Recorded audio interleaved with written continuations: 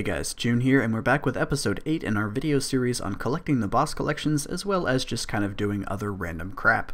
In terms of making progress on our actual goals, this week has been relatively uneventful. However, if you frequent Reddit or Twitter, chances are you've seen a good amount of drama related to a Fortic auto-attacking video I did recently. There was a huge amount of feedback on that video and elsewhere, but the majority of the negative criticism seems to come from a misunderstanding of my position on Fortic auto-attacking, so I want to take a few minutes to clear that up towards the end of this video. Let's get started just rifling through some of the progress I made. The majority of the week this week again was devoted to Linza, although we did lose about a day and a half due to a huge blizzard that hit the northeast United States and dumped like a foot and a half of snow on us. In those 3 main active days, we pulled a total of 372 kills, and Linza was a bit more generous than usual, although this is only roughly on the drop rate, but we got 2 items, both of which, of course, are repeats.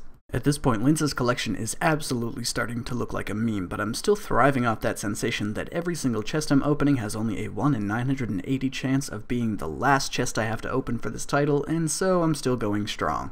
This took us all the way to our weekly Saturday stream, and like last week we did a few raids and then camped out AOD for a few hours, and unlike last week, which was mostly memes and no drops, this week we had a fair share of both. You have Mike, I think, if he's not, like, asleep. No. Oh, nice. Oh! Congrats, Mark.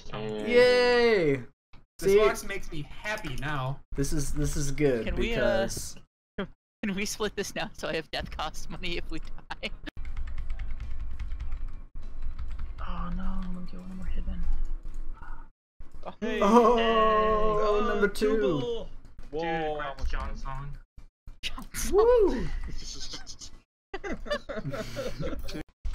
Well, or you want to hit your hammer, you use Reaper. Easy. What the?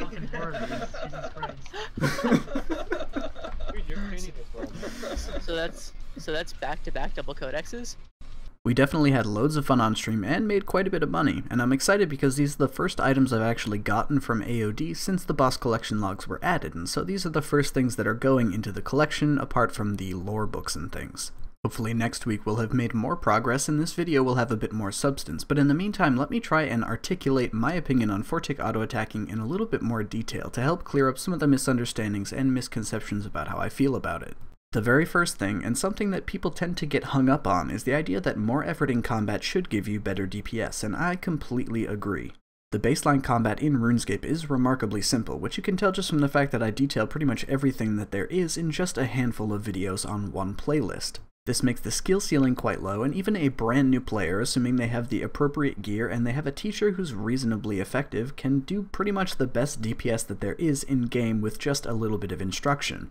Incorporating some kind of a structure that allows players to continue to add more and more effort into their ability rotations as they get better and better at combat, yielding more and more DPS, is a very, very important part of making sure that the combat system has longevity in this game. Plain and simple, when things are too easy, they often end up boring, and that seems to be the state of RuneScape combat as it is currently. With that said though, Fortic auto-attacking is absolutely the wrong way to go about incorporating something like this. The first issue here from my perspective is that this has got to be one of the most repetitive ways that you could incorporate extra actions into your ability rotation. If you're doing continuous Fortic auto-attacking, for example, you're effectively doing a totally normal ability rotation, with a little bit of extra stalling thrown in, and you're just adding 4 actions, the same 4 actions repeated in the same order every 2.4 seconds to that normal ability rotation. If our objective is to create an engaging and entertaining combat system, which is what I believe we should be doing, this is absolutely the wrong way to do that.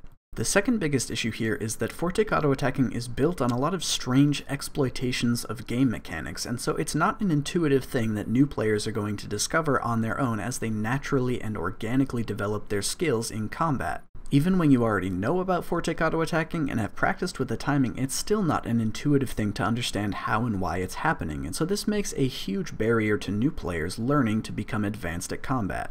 A well-designed combat system should be able to retain all of the complexity that we see on the high-end level of PvM, but with a more natural progression so that every person along the way can see what sort of things they can change to improve towards the next level.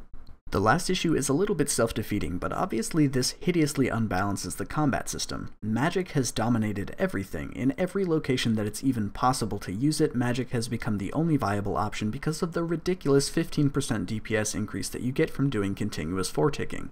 Now the easiest way to crush this argument is just to say, let's incorporate four-ticking into all attack styles then, but this doesn't actually solve the problem for us. Power creep in terms of player damage output is already entirely out of control, and having a universal 15% increase to all attack styles damage is absolutely not in the best interests of the game at this point.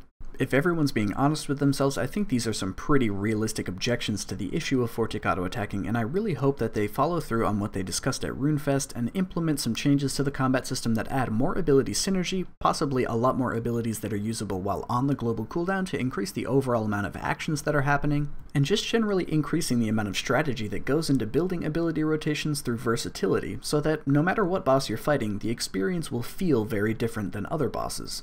If you've been keeping track of the drama that's been going on, you know that my statements about macros are also a big part of the discussion that we were having regarding four-tick auto-attacking.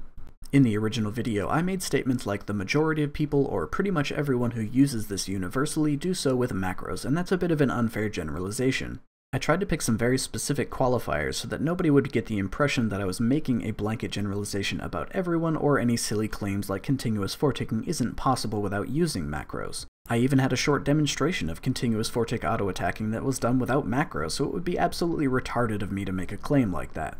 In fact, I think one of the most beneficial updates that RuneScape could receive at this point would be a huge quality of life overhaul for most players, reminiscent of the way that macros are incorporated into other MMOs like World of Warcraft, whereby you could, for example, put your wand and shield switch together on a single action. Changes like this honestly wouldn't even have a huge impact on combat, they'd just make it a more pleasurable experience for the player. They'd essentially feel more like they're actually fighting the boss rather than spending their time fighting with the inventory or the game interface in general. Regardless, the use of illicit macros is very widespread, and although it is overreaching to claim it's a majority, it would be asinine to say that it's not at least a very sizable portion of the community at this point. This was honestly all I was trying to call attention to when I initially brought up the issue, but because of my poor choice of language, it evolved into a much larger issue. How we address this issue actually, I think, comes from the enforcement side and what Jagex decides to do. Based on the complete absence of any kind of repercussions, it seems like Jagex either doesn't care enough about people using macros in order to offer a punishment for it, or their systems lack the ability to detect these really simple types of macros because they too closely emulate actual player inputs. If that's the case, then objectionable as it might sound, I think one of the best options would simply be to remove the rule against macroing so that at the very least players are on an equal playing field. Then at the very least you won't have the people who are using macros and not having any kind of repercussions having an unfair advantage over the players who aren't willing to break the TOS. What I'm essentially trying to say is I don't really care if any particular player is using macros. It is very widespread and it gives those players an advantage, and what I want is for that advantage to be equally available to everybody. A lot of my statements from that initial video upload were kind of misinterpreted as a manifesto against Jagex and their lack of punishment towards people who are using macros, and I just wanted to come out and clarify that that's not where I'm coming from. My only real goal in the first place was to make a video to teach people what four-tick auto-attacking is and how to do it, and everything else was just tangential to that. As such, it was pretty frustrating having this massive distraction from the video based on things that didn't even impact on the actual purpose of the video itself, so I fixed and re-uploaded it on that same day, and I just wanted to have this video to put my actual thoughts on four-ticking and macroing out there so that if anyone truly wants to understand them, they can. I'm honestly not even entirely sure this is the right thing to do. I doubt it's going to have any kind of impact in reducing the drama/memes around the situation, but since I've already fixed the video and done effectively everything I can do as a content creator to fix the mistakes that I made, this is kind of my last resort. Hopefully after watching this video you guys understand my positions a little better and can agree that they're at least mostly reasonable. I realize this video is now essentially just a long, boring monologue, but as a person and as a content creator, it's really important for me to fix my mistakes whenever I can, and so I just want to say to all of you who took the time to listen to this video, I appreciate it. I'm sure there's still an army of you who disagree with some of my stances on four-ticking and macroing as well, so the comment section as always is open if you'd like to have a discussion about that. I certainly would be interested in doing so. Thanks again to everyone for taking the time to listen, big thanks to Wumpery as always for his support on Patreon, and I'll see all of you guys in the next video.